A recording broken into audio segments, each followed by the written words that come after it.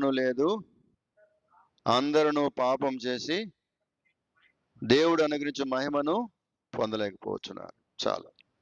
రోమా 3:23. దేవుడేమో వాడిని మొదట ఆశీర్వదించినాడు.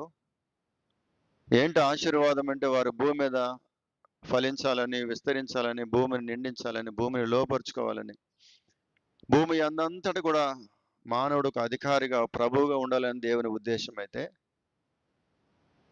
ఆదాము, మన పితరుడైనటువంటి ఆదాము దేవుని ఆజ్ఞని అతిక్రమించి ఏదైతే తనకు తినకూడదని చెప్పిన పండు తిని తాను అవిధేయుడై పాపమునకు దాసుడై పాప ఫలితమే దేవుని ఆశీర్వాదాలు పోగొట్టుకున్నాడు, మహిమను పోగొట్టుకున్నాడు. దేవుడిచ్చిన మహిమను పోగొట్టుకున్నాడు. ఆదికాండం మరల వద్ద 3వ అధ్యాయం. ఆదికాండం 3వ అధ్యాయము 7వ